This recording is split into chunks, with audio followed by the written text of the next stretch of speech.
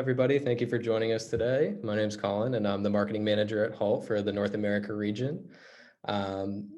So we just want to welcome you to the session with Professor McCarthy today. This session will probably be about 45 minutes, and we'll leave some room in there for questions. So if you have any questions during the session here, just feel free to pop them into the Q&A box, and I believe the professor will answer them for you as we go along. And just to sort of introduce Professor McCarthy for you, he is a professor at Hult and is a serial entrepreneur. He started his first business at the age of 16, and in the first 3 weeks of sales, he funded his freshman year at New York University. From 1994 to 2004, he was a #1 stock market timer in the United States and raised $100 million in client assets with inbound marketing referral program that he had created. He also founded Booty Products in 2010, a food company for brain-healthy gourmet snacks, which was acquired in 2015. He now focuses on teaching entrepreneurship, sales, leadership, and public speaking. He also developed the Leadership Sailing Program for the MIT Sloan Executive Education. He's the founder of the Power Speaking Club, which is a Boston-based consulting firm. And he is recently the author of Harnessing the Power of Fear, a book that helps to reduce the fear of public speaking. So lots of experience here. And today he's going to be talking to us a little bit about some of the top leadership skills in use by CEOs today. And with that, I will turn it over to Professor McCarthy. Thank you. Okay, thank you, Colin. It's good to see you all. And I love the whole international community. It's a ton of fun. This is the third time I've given this class today because we have so many different time zones. Which seems to work best is if you have a question, put it into the chat or the Q&A, and then Colin's just going to raise his hand and I'll pause the class and I'll respond to whatever your question is. So what today's about is I've had the privilege of interviewing some of the top CEOs around the world, asking them, how do you make people happy at work? And what we've also asked them is, how do people get jobs in today's current environment, so that when you do come to Hult, you'll know what to focus on and what CEOs are looking for in the new workforce. And you're actually the new workforce. We have done about 30 episodes. This is the QR code, and this is Dr. Laura Hamill, who is the co-founder of Limeade. It's a publicly traded company that helps people be happier at work. She's an organizational psychologist. She's one of our interviewers. She was actually one of our guests, and she liked being on the show so much. She said, could we work together? And then this is Dr. Tessa Masajek. Tessa is the head of research for Korn Ferry, which is a consulting firm with about 10,000 employees. The reason Happy at Work came about is during COVID, I went to University of Pennsylvania to get a master's degree in positive psychology, which is the study of human flourishing. And my thesis was about, if we know how humans flourish as individuals, can we make them flourish at work? And that's basically the subject of my thesis. After it was published, I started a course at Harvard University called The Positive Workplace, which then had Center for Disease Control came.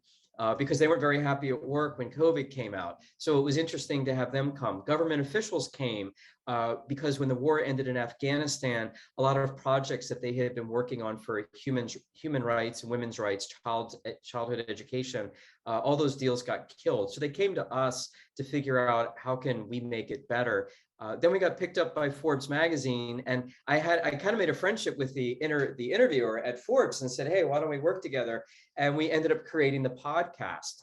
And the basic idea is to interview top CEOs around the world to find out, how are you making people happy at work these days?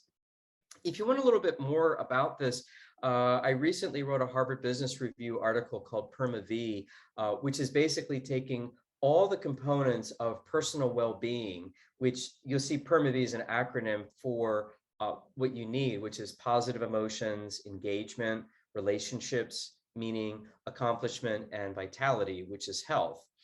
So this, I turned it into a management style, but you can also see in just a 3-page article how you can manage people and make them happy. So let's start off with something that's really popular at Hult, which is Formula One. This is a Netflix series, Formula One Drive to Survive. So what we did is that we interviewed the CEOs that are in the show. So let's start off with Zak Brown, CEO of McLaren Racing. His nickname is the CEO of Fun, and we had him on the show for about 45 minutes.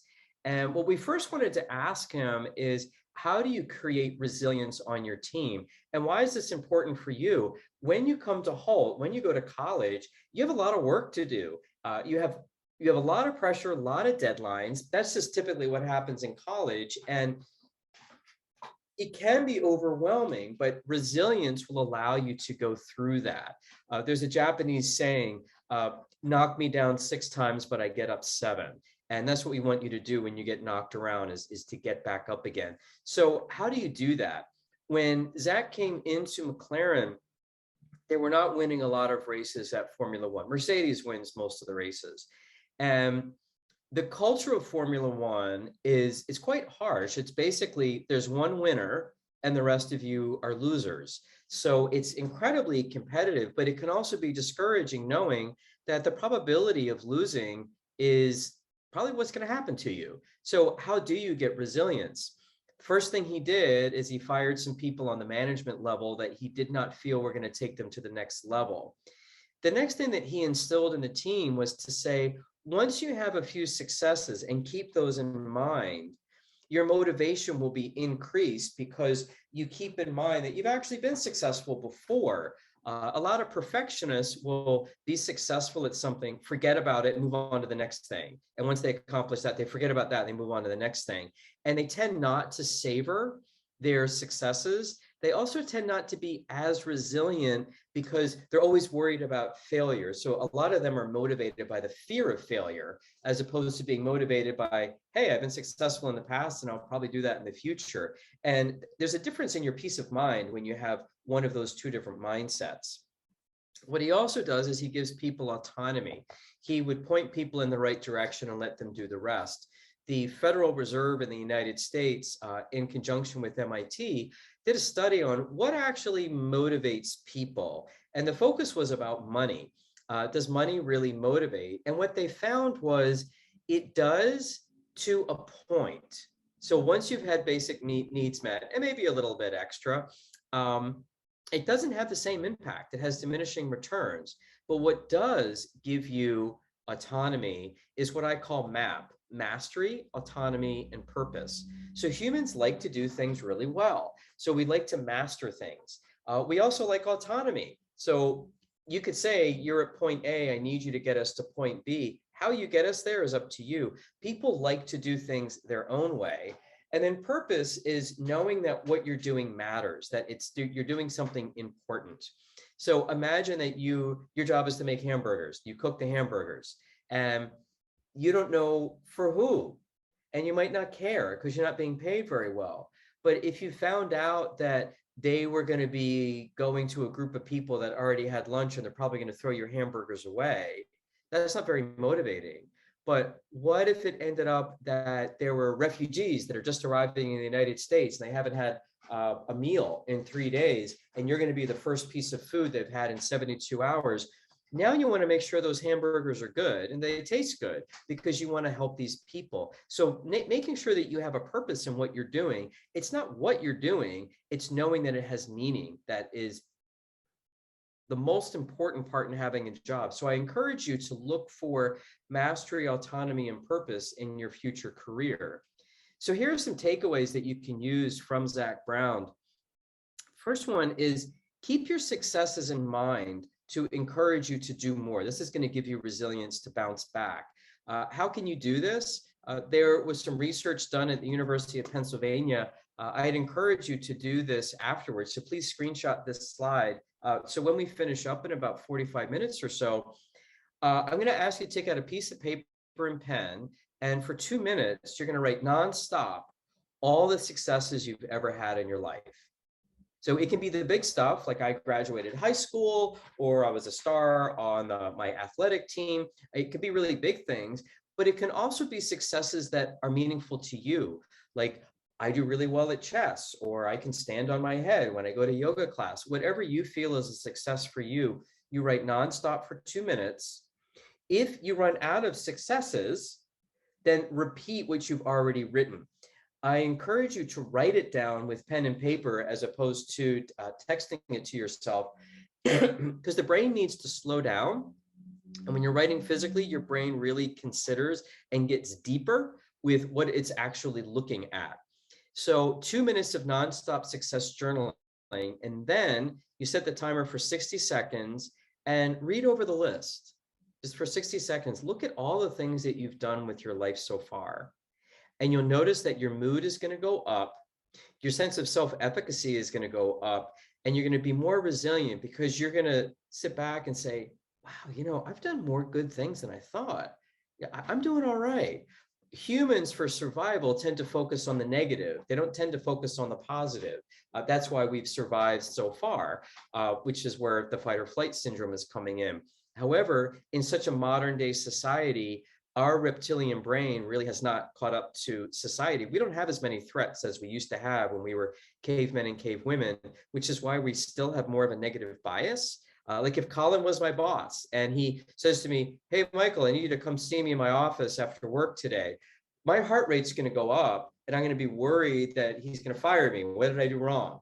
And that whole high heart rate, high blood pressure is part of fight or flight. He's not going to physically harm me. The worst thing that's going to happen is I lose my job and I'll just go get another one.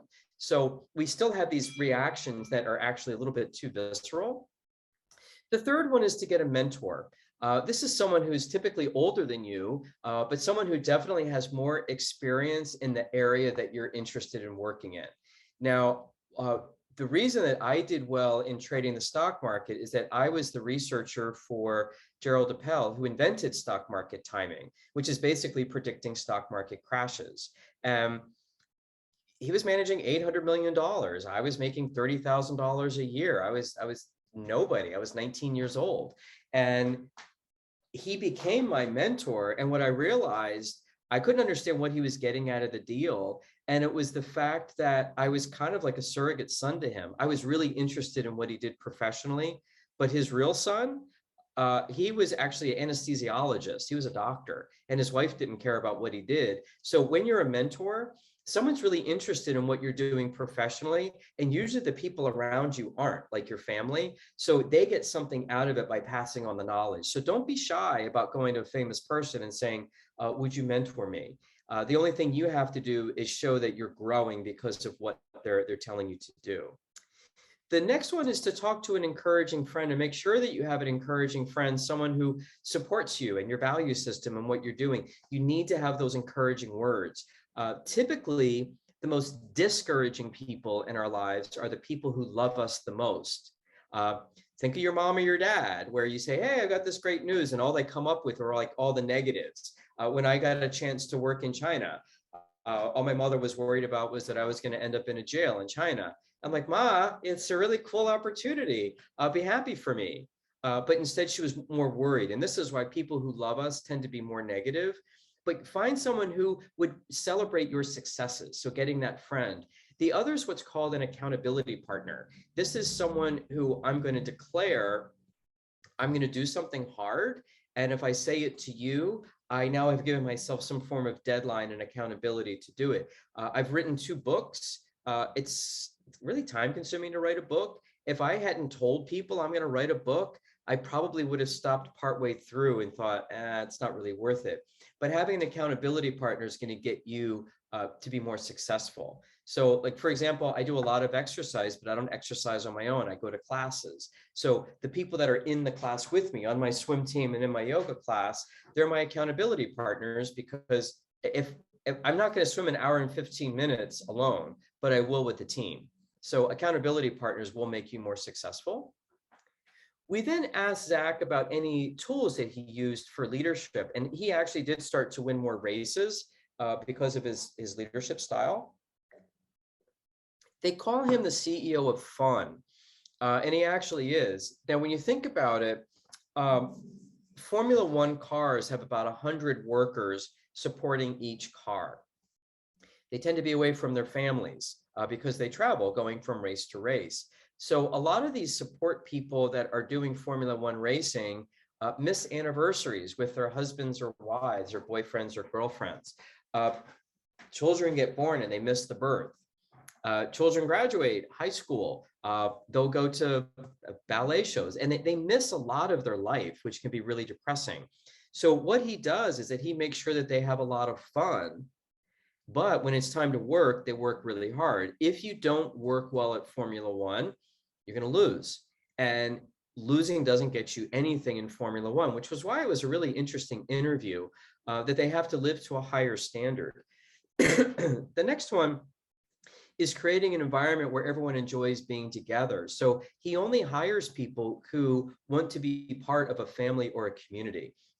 He doesn't want to have loners that when the race is over, people just go back to their hotel rooms and they hide from each other. So he really wants to create that sense of community, mostly because he doesn't want people to get depressed and lonely while they're on the road. And as far as making mistakes are concerned, he wants you to bring mistakes to his attention, because if you don't, the driver could die, because there is, life or death situations that happen, and the boss doesn't always know everything that's happening. So you have to bring your potential mistakes to the boss. Once you have that mistake brought to their attention, they'll help you fix it. The only rule is don't make the same mistake twice. That's basically it. You will also get fired if you hide an error that you were aware of. So where is this going to help you in your career? The first one is make sure that you schedule playtime for yourself, social time, exercise for your mind and body. If you're not working at 100%, your output, your tests, your quizzes, the papers that you're writing, the presentations that you're giving aren't going to be the best. So you need to make sure that you're taken care of first before you go out and try to do outputs to school. And you're not goofing off and you're not wasting time. So if you're having trouble concentrating on your homework, go for a walk, go to a yoga class. When your brain is not really focused very well, that's the time to go exercise. Be mindful of when the time of the day is really good for you to do your academic work. And typically when you're reading the same sentence 3 or 4 times over, stop studying, because you're not studying, it's not going in. Next is to be around people who make you feel good about yourself. I find it interesting that people will spend time with people that make them feel bad. In the United States, we call them frenemies. It's friends who actually treat you like an enemy. And so it's really important that when you are on campus that you find a group of people who you like and who like you, because you're going to be creating your own family. The next one is reframing mistakes. This is especially for the perfectionists in the room. I'm one of them. That instead of beating yourself up for making a mistake, take it as a learning opportunity. So yeah, you acknowledge that you made a mistake, and yeah, that's disappointing. I wish I hadn't done that, but I did.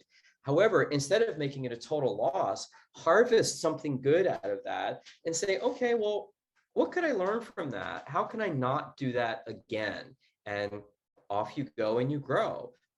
So being able to learn from mistakes, and you'll find that when you do get a mentor, they always say that they grow most from their mistakes, not their successes, because you're never really sure why you were a success. But when you failed at something, you can usually pinpoint why that happened. The next thing we wanted to talk to him about was psychological safety. And that's basically having the ability to say what's on your mind and not worry about retribution. So since I see Colin on my screen, I'll make him my boss again. Let's say I'm cold in the classroom and I have on an overcoat, and the students are cold. And I go, Colin, the class is cold. I'm wearing a coat. It's freezing in here. And if he's not a psychologically safe person, he could say, well, you can either get used to that overcoat or go work somewhere else. Well, that's not psychologically safe. But if it was a psychologically safe place, and I said the same thing, it's too cold in here, he would say, well, thanks for letting me know. I wasn't aware of that. And if the students are uncomfortable as well, I need to know that too, because we want our students to be comfortable. It's hard to teach and learn when you're freezing and you're wearing winter clothes. So psychological safety is really important. If you do not have psychological safety, you'll do what's called withholding, meaning you won't say, hey, the room is cold, because you know you're not going to get a good response. So what's going to happen? Students might transfer out and say the place can't even afford heat, or I might go work somewhere else. And then my boss is like, what happened? Everyone left. Well, you didn't make me feel safe. And so I withheld important information. And now you don't have a teacher or students. So psychological safety is really important. You also need to have psychological safety when you get a job. And you can ask for that. Say, what do you do to make sure that employees and new hires feel psychologically safe in this environment? What are you going to do to make me feel that I'm welcome? That if I need to have a difficult conversation, it's safe for me to say that.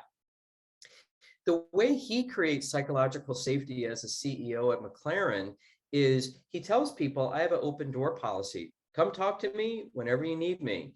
And he had just started at McLaren. So he said, well, how do you get people to trust you? It's like being a stranger. You meet someone for 5 seconds and you go, hey, trust me.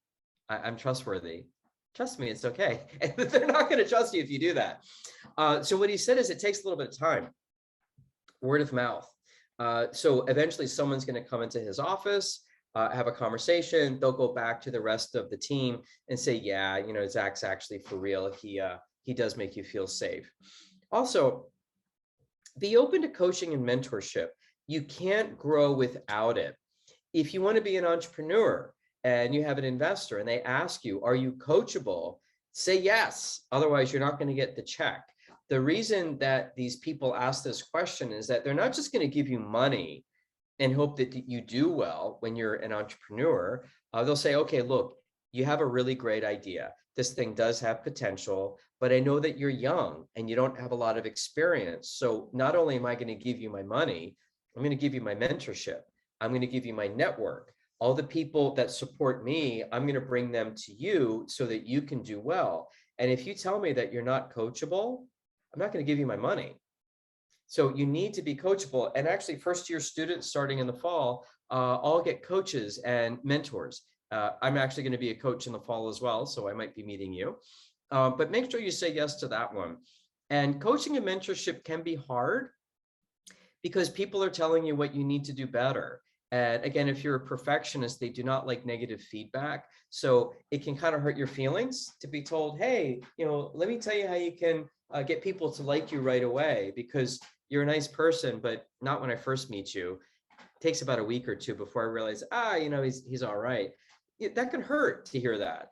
But the more you get that negative feedback and realize, okay, this person's trying to help me, then it doesn't hurt as much. So it is a temporary situation having your feelings hurt.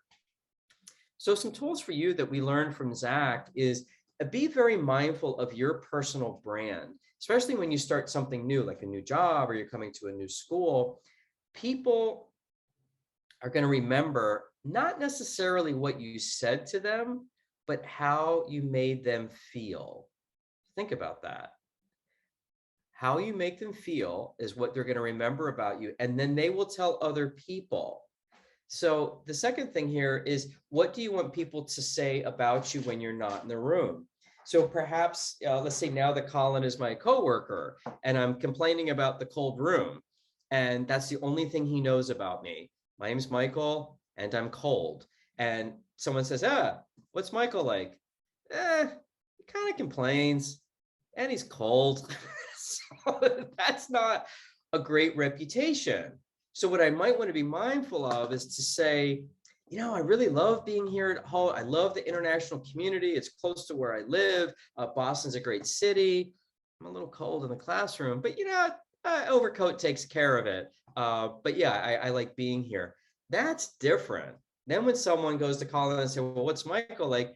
He's a pretty upbeat guy. He's kind of funny a little bit, but he's cold. He walks around with an overcoat when he comes to class. So that's a different kind of reputation. The next one is to get a coach or a mentor. So mentors are harder to get. They tend to stay with you for years. They can be the people that you work with. Getting a coach, again, you get one when you come to Hult, but you can hire coaches. So you can go online and you hire executive coaches. There's tons of online portals to find them. And a coach is a bit like a friend. You just work with the ones that you like. It's like a personality. So you can kind of shop around for the type of coach that you're looking for. The next one that we asked him is how does he keep such a large team motivated? And he said that they're motivated by nature, that they're already all very passionate about Formula One to begin with. And that's part of the hiring process. So for you, make sure that you do a job or a career or a major that you're really motivated by for the sake of doing it. So you might be intrigued by, oh, the finance majors make the most money for average salary when they graduate. Okay, but if you sign up to be a finance major and the biggest reason is for the salary, you might be very disappointed when you realize I don't like finance. And guess what? You're not going to make a lot of money in finance if you don't like finance. The money goes to the people that love what they're doing. So make sure that you've got the love of what you're doing first for that motivation. And then the success is going to come right after that. We also asked him about burnout. And what's interesting is you need to be aware of burnout too. We all do. And when you're coming to Hult as a student, you're going to have a lot of demands on you. So making sure that you prevent being burned out is actually going to be important. And here are some things that you can do for your own burnout prevention. The first one is be mindful of what you say yes to. So whatever you say yes to right now, like we've all said yes to this class, which means we said no to every other thing we could have possibly done with our time right now. That's a big deal. Make sure that you're spending your time where you want to be. Now, the next one is to avoid people pleasing. So this is where you're saying yes to people when you really want to say no. Now, we do it because we're people pleasers. We want to make people happy. We don't want to disappoint them. Well, think about it. If someone asks you to do something and you don't really want to do it, but you say yes to be a people pleaser, you're not going to be great at it. Your attitude's not going to be perfect at it. And they're going to know, oh, they don't really want to be here. So you're actually not you're really not pleasing them. They realize that you said yes when you wanted to say no. So what I encourage you to do is start now to find the words to gently turn people down. Like, hey, thanks for asking me to help you move next Saturday. I really appreciate you trusting me with, your possessions. To be candid, I don't like moving for myself, and Saturdays are my precious days to go play with my dog or go sailing. And that's what I'm going to do. I've decided Saturdays are for me, and I'm going to do that. So I want to thank you again for inviting me. And please invite me to help you with some other stuff. It's just moving on a Saturday isn't something I want to do right now. Now, you are going to be disappointing people, but humans get over bad news a lot faster than we think. And you're really not going to be hurting them. They'll be like, okay, I already asked 10 people. You're the ninth no. So you usually are not disappointing people to the extent that you think they are. The next one is to do your own self-care, which would be walking, yoga, swimming, football, soccer. We have a football field, soccer field here at Hult House. We also have a climbing wall. A lot of students like to climb.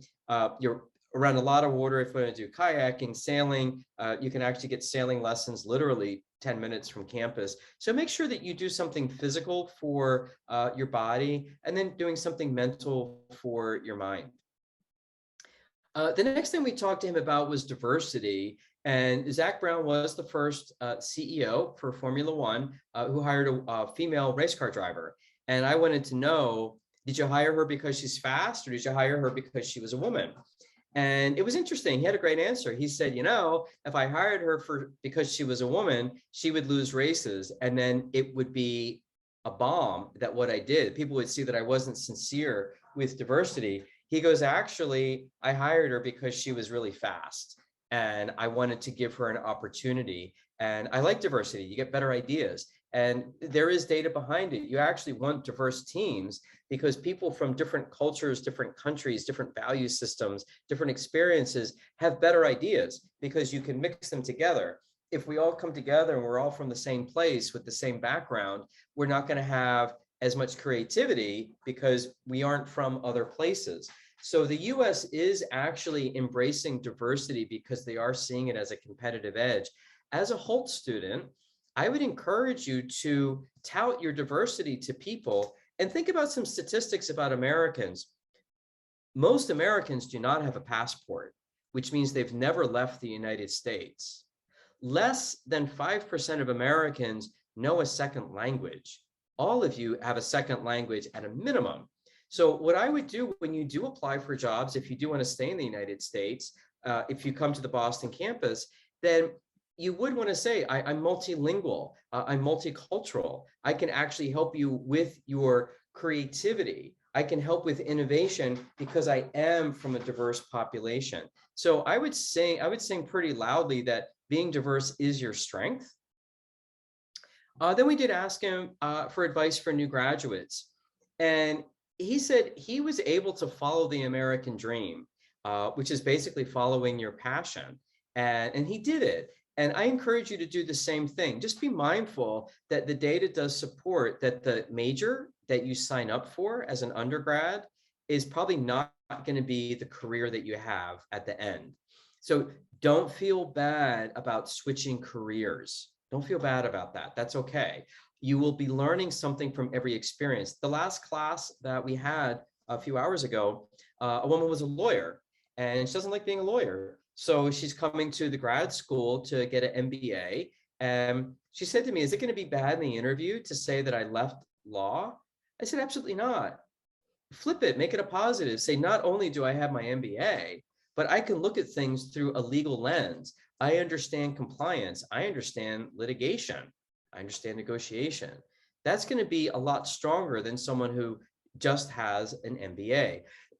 So having these diverse experiences, you don't lose them and you're not a failure. You're going to be able to harvest some of those things. So don't feel bad about saying, I thought finance was for me and I really want to try marketing. Switch, go to marketing, go try it. And you're going to have some finance that will always help you when you move into that marketing space.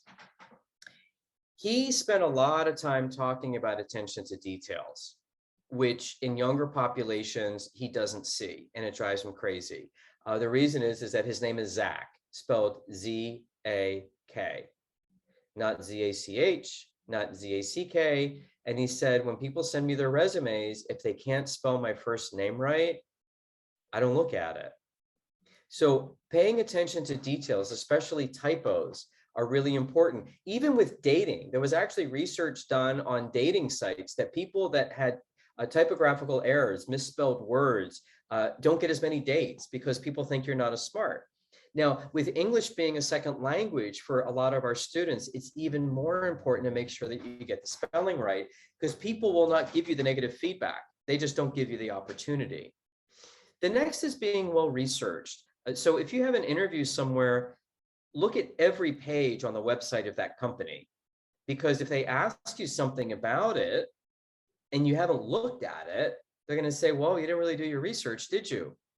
That's not a very good look. Also, it's an opportunity for you to weave in perhaps one of those obscure back pages on the website where they say, oh, well, this person really looked into us, which means they care about the job. So being well researched is important. Also being enthusiastic. I teach a sales course at Harvard. I also teach sales here, and people only buy from people they like. So when it comes to getting a job, you need to be liked. So think about it. Half of your waking day on a work day is at work. No one's going to hire you if you have this wonderful expertise, but they don't like you. We're all replaceable. So being enthusiastic, being likable is really important. And I find that there isn't as much focus on that as there should be, but I would encourage you to look at that one. And also being open to feedback. As a new hire, you're going to have to learn things. So when they come and give you feedback and say, like Colin is new to our Boston campus, if they come to him and say, hey, Colin, we actually don't use the left door to walk in. That's the exit. We actually use the right door. He needs to say, oh, hey, cool. Thanks for letting me know. I appreciate that. If instead he's like, listen, I only go through the left door. That's just what I do. It's not going to work as well. So being open to that feedback is going to be helpful. Some more advice for you again, live your dream and not someone else's. Now, you might think that you've picked out your own dream, but I encourage you to think about the people that raised you in childhood. Was it their dream and you thought it was yours? Like when I went to college, I just wanted to make a bunch of money. I wanted to go to NYU to work on Wall Street, be a finance major, make a bunch of money. And when it happened, I was really disappointed. I didn't really like it. That it was okay, but it wasn't that great. Um, it took me years to figure out, oh, wait a minute. The money thing, that was my mom. My mom grew up poor. And she always told us the poor stories about how awful it was to be poor. And I got it in my head, if you want to be happy, you need to make a lot of money. But it took me forever to realize that making money was her dream and not mine. So be mindful on that, which is why when you do something that you think is your dream and you don't like it, it may never have been yours to begin with. And don't feel bad about switching. Next is spell check everything. It's incredibly important. And I'll show you why people make spelling errors. The brain doesn't actually read words. It actually turns them into pictures and looks at the pictures. So for example, you can try this after the seminar today. What the brain does is it only looks at the first and last letter of every word. So for this spell check everything, the brain is only looking at S, L, C, K, E, and G, the first and last letter of every word. Now, if you write out spell check everything and you anchor and keep the first and last letter of each word and then jumble all the letters in the middle, you're still going to be able to read it and it'll be fine. You'll just read it a little bit slower. It does work in foreign languages too. So it's not just in English. I've done this in Spanish and German. It works the same. That's the one thing why we do keep reading the same mistake and we don't catch it. The other is that we read in context, like spell check everything. We're listening to the message. Hey, spell check everything. But if you want to check for spelling errors, read backwards. So the way I would spell check this is everything, check, spell. So spell check backwards, and then you'll catch errors faster. The next one, if you get an email from someone important, let's say an instructor or the administration or a boss or a potential new hire, don't respond right away. We think, oh my God, yeah, the faster I respond, the better I'm going to look.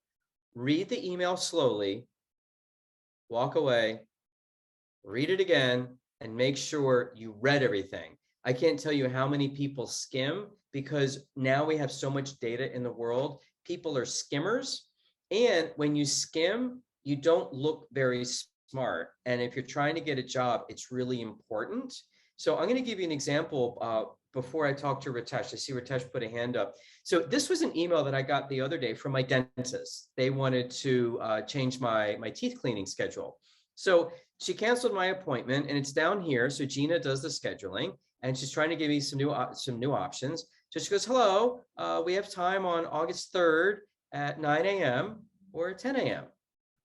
So I wrote back. So my response is up here. In the subject, I wrote August 3rd, 10 a.m. That's my choice.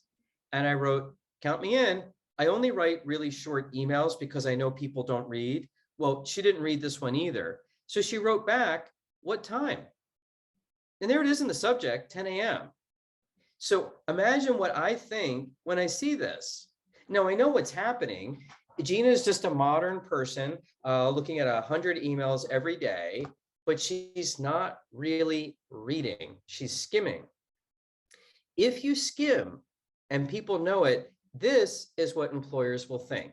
You have no attention to detail. You're a skimmer, not a reader. You're a multitasker. Humans don't multitask very well. I can't trust you with complex tasks. That's bad. That's bad. I can't even get an appointment with my dentist done right. Do I really want them to do a filling? Really? I'm always going to double check their work for errors and oversights.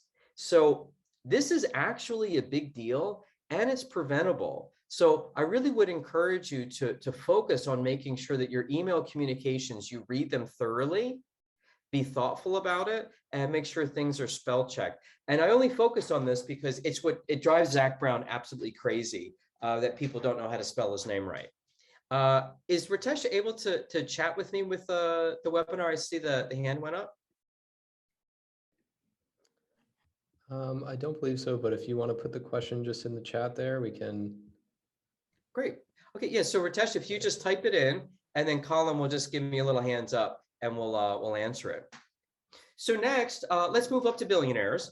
This is Bob Langer. He is the co-founder of Moderna. He actually lives about a mile from the Hult Boston campus. And he did create the COVID vaccine. So we wanted to ask him, and we actually did the interview during COVID. And we wanted to ask, how do you create a positive culture during COVID? And so before I pop into that, I see Colin had a hand up. Would you like to, did Ritesh go into the chat? Yep, the question's there in the chat for you. Oh, yeah. So any strategies of getting through these hundreds of emails every day? Typically, what I will do is I have 6 different email boxes. So I have my junk email box, and then I have the one that's private for like really important people. What I will do is I will look at the sender first. And if the sender is someone that I already know that's important to me, then I'll start with that. So basically, I look at who sent it first. And that's pretty much how I would do it, because I'll get about 500 emails a day, but I only get maybe 4 or 5 that are really important, but separating them into different emails, email boxes. I don't do just one, otherwise you get just way too much junk. I have a junk email box that gets like 600 a day, and I just kind of clean it out maybe like once a month. It's just sort of fun to be like, hey, you have 60,000 emails you haven't read, and I just swoop them out. It feels kind of good. So I hope that helps, just focusing on who is the sender. Also, if you want people to open up your email faster and they don't know you, leave the subject blank. The curiosity kills them. They want to open it. That's actually something Colin might want to do for enrollment. Leave an empty subject. Yeah, I got that from the guy that wrote Guerrilla Marketing. So that was sort of an interesting one. So back to Moderna. How do they create a positive culture? They're driven by the importance of the work. Now imagine how important the work was at Moderna. The world is dying. We have COVID. We don't have a vaccine, and we need a vaccine. They got people to work 7 days. They had staffing 7 days a week, 24 hours a day, and they just rotated the staff. No complaints. No one quit because the work was that important. Now, granted, Moderna is a special case because they were literally, arguably, in the position of saving the human population. Now, imagine if you did some work that was that important. So that's pretty special, which is why we like to look at it. And basically, his hiring process is, do you find the work meaningful? And they don't have to play any games with giving you salary or time off or a ping pong table or free lunch. All those things really kind of come down to gimmicks. When you talk to Bob Langer, when you talk about how did you get the COVID vaccine so quickly? Because everyone knew how important the work was. And they only hired people based on that. And as he said, this is a direct quote, when you're doing something you believe in, that carries the day beyond everything else. So in the hiring process, and I'm going to flip this to you as a student in this class, only do work that's really meaningful to you. Think about that. How many times do we get intrigued by a job because the salary looks good, or the title would sound cool to other people, or hey, I would get the opportunity to move to Chicago, and maybe that's something I want. Those aren't the right reasons. I mean, they're reasons, but if you really want to be satisfied in your job, do meaningful work. So for me, when I was working on Wall Street, I had 1,200 clients, and we were managing about $250 million. And I loved what I did because I knew I was helping people survive retirement, that I was going to take care of 1,200 people for the last 30 or 40 years of their life. And that was all on my shoulders. And I love the responsibility. And that's what motivated me. I have to take care of you. Otherwise, you'll be poor and old if I don't do my job well. So that's what motivated me. And when I moved into teaching, what I liked about Hult was teaching on the undergrad level, because at Harvard, I teach grad school and executive ed. And I only see them once. I don't see them again. At Hult, I see students for 4 years. And to see that I can share with them everything I know over that long period of time, I know they've learned something. They may not have learned everything I told them, but they've learned at least something. And I think it's interesting to think that when I die, what I taught you will still live through you. And so there's a sense of immortality that even when I'm no longer here, no longer able to teach, I'll have students all around the world that will have a little bit of me in their brain and be like, oh, I remember when he said this. And that's super meaningful for me. So I encourage you to find what is your deep meaning in the work that you're doing. And I see, looks like we have a question in the Q&A. Looks like Samuk is saying, with the average work life of an employee, 15 to 20 months a company, how do I find a mentor at work? What I would do, that's so incredibly short, it's really funny. What I would do is I would find someone who's over 50 years old, someone who's been with the company for over 10 years, and I will guarantee you that they are underappreciated and considered a nuisance at the organization. But they're the wise ones. So if you go to them, so just make sure that they've worked at the organization for a long time and they're over 50 years old, they will appreciate being appreciated. You won't have any problem finding a mentor with that. Also, as an aside, if we have time, an interesting way to buy a company without spending any money. You find someone who owns a business, again, over 50 years old, super successful, they've already made their money. You're not going to be a threat to them. Work for them, do an amazing job, make sure that they see you grow as a mentee and listen to them. As they near retirement, and you'll need to have worked for them for 5 or 10 years, say, I'd like to buy the company. I don't have any money. So what you're going to ask them to do is to write a note for you. So let's say that I'm working for Colin and he's about to retire and he's got a company that's worth, let's say, $10 million. So what I'm going to do, since I don't have any money, is I'll say, Colin, you be a bank and write me the note. I owe you $10 million. You can put interest on it. That's fine.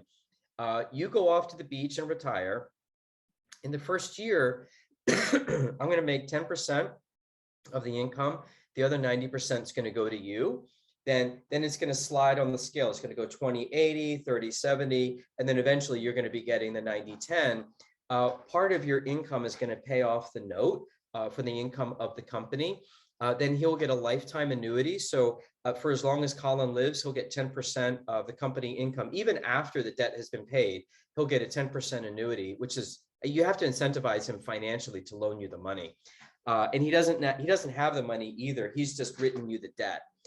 Then the only special thing with this is to make sure that he doesn't give you can't give that money to your heirs. So let's say he has like a wife and kids, it dies with him. So that's very important. Otherwise, you're paying out a bunch of strangers for the rest of your life.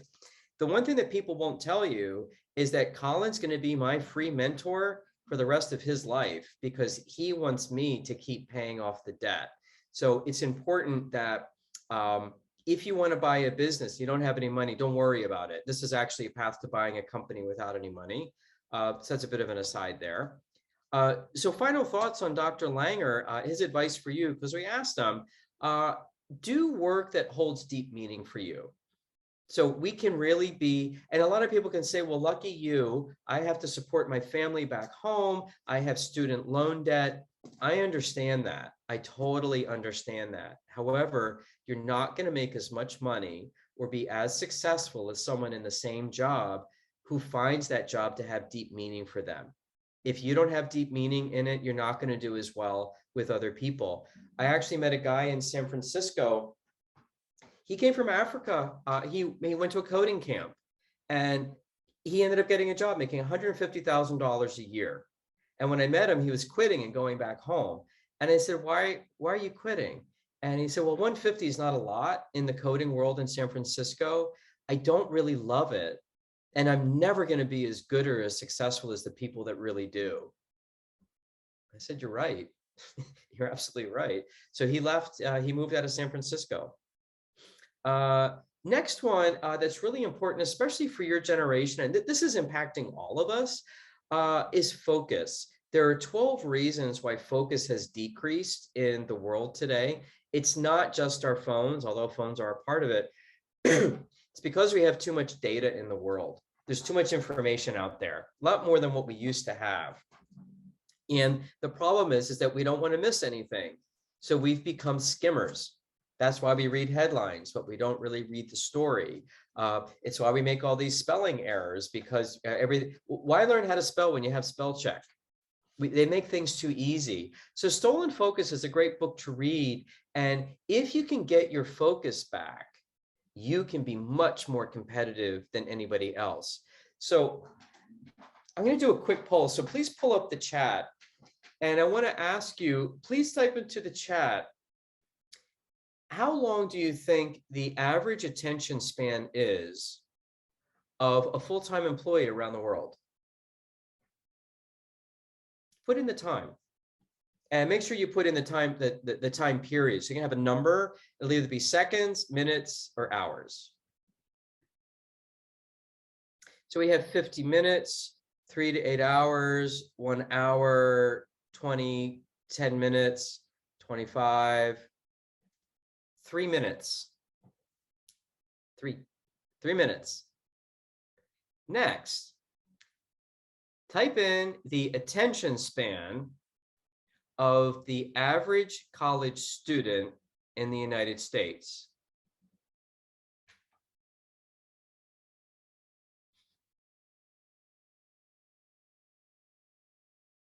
Estefani is closest. It's 57 seconds. So now we're going to throw in some more data. I had a student that worked at Microsoft, and they wanted to know the impact of multitasking and being interrupted. So what they did is they went to coders, and they could tell at Microsoft how fast you were typing. So they determined when people were really in flow and focused, they were doing about 100 taps a minute. So let's just say it's 100. Then they interrupted them. They sent them a text, or they went to their cubicle and said, hey, Colin, do you have a minute? And then they recorded how fast it took for them to go back to maximum typing speed. How much time do you think it took after the interruption to go back to maximum focus before the interruption? How long does it take to recover after someone has interrupted you? So imagine you've gotten the text or something like that. Half an hour, 15 minutes, 1 hour. See, you're learning. I can see you learning because your numbers are getting closer. 10 minutes. You're in the neighborhood. It's 24 minutes. So imagine if you got 3 texts in class, 24 minutes apart. You missed everything. So what I find is that it's really important to put the phone on airplane mode for a time that you want to focus. So it's not forever. It's not getting rid of your phone, or it's leaving the phone at home all day. But if there's a period of time where you need to focus, what I encourage you to do is use airplane mode. And we only have about 5 minutes left. So feel free to raise your hand or put into the chat any final questions, and we'll finish up on this slide. Power hours are something that's really important. So in the chat, tell me, let's see, we do have a question. Professor, what is the definition of total focus? I mean, how do I know that I'm 100% focused on a task? You lose track of time. There's work by Mikhail Csikszentmihalyi on flow. And typically when people are in flow, you don't feel any emotions and you lose track of time. So that's how you know that you're fully focused, and you don't have any distracting thoughts popping in your head. What I'm going to ask you to do now as we close out is think about when you really need to focus and study academically. What time of day is the best time for you? Is it morning, afternoon, or evening? Now, for me, it's 3 to 5 a.m. Took me a long time to figure it out. I actually work between 3 and 5 a.m. and I get about 5-6 hours of work done. Okay, so someone said afternoon. Jeanette has a question, which I will answer in just a second. Focuses for strategy, early morning. You'll notice that it's different times. Plan your day for when you need to do a task and when your brain is in the best shape. So basically, my brain is really good in the morning and it gets worse as the day continues, which means I should not be going to do exercise in the morning. I don't need my brain for that. I should be doing my academic work and my studying in the morning and then working out at night. Now, we have people who are saying, what do I do? So if Niema is an afternoon, that's where her focus is. Okay, that's when you should be doing your homework, which means maybe you do morning classes, but don't do afternoon classes because it's the study that you really need your brain on fire. So you could change your schedule. I'm going to do morning classes and then I do my homework in the afternoon, and then maybe I'll pick up an evening class. Strategies for focusing, believe it or not, the best thing that I find to do is to learn how to meditate. A lot of people balk at something like that, but literally just taking 3 minutes to clear your brain will help you with focus. There's actually a really good app. It's free. It's called Insight Timer. There's tons of apps to help you to meditate. So I would start with Insight Timer because I find that one to be the easiest. Also, for focus, make sure you get enough sleep. I also find that focus increases right after aerobic exercise. So doing homework after you've exercised can also help you. The other one is the 40-20 rule. You pretty much start to lose deep focus after 40 minutes. So set an alarm to work for 40 minutes, then take a 20-minute break. Could be a 20-minute nap, and then you go back to it. So you can't just do these all-nighters and try to study for 3 hours. Don't study more than 40 minutes at a time. And when you give yourself that 20-minute break, it's a real break. Get up, go take a walk, go outside, do some laundry, but don't say, well, I'm going to work more, or I'm right in the middle of the groove. I have found that walking away from being in the middle of something at 40 minutes, sometimes I get a better idea during the break time. So I do encourage you to do that. So I do like to set my alarms a lot. I like to work with airplane mode a lot. And I do like to remove my other distractions. And Vishal is saying that meditation to still the mind has been life-changing. It's incredible. And you do not have to do it for like an hour at a time. If you can, God bless you. Literally 2 minutes, it'll be the longest 2 minutes of your life, but you'll come back like, oh, you just feel settled. So just learning how to do short, what I call the mini meditations can really be helpful. Elena, I am willing to share the slides. There's actually a few more CEOs that we don't have in there. So I'll talk to Colin about the possibility of doing that. It looks like we've got 1 minute to go. Colin, do you want to wrap us up? Sure thing. Thanks very much, Professor. That was really interesting, very engaging session.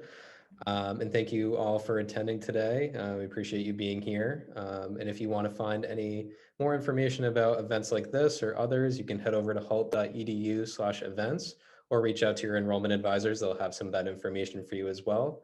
But until then, thanks very much. We appreciate it.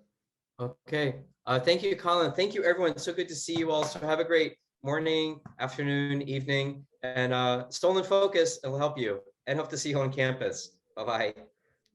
Thank you.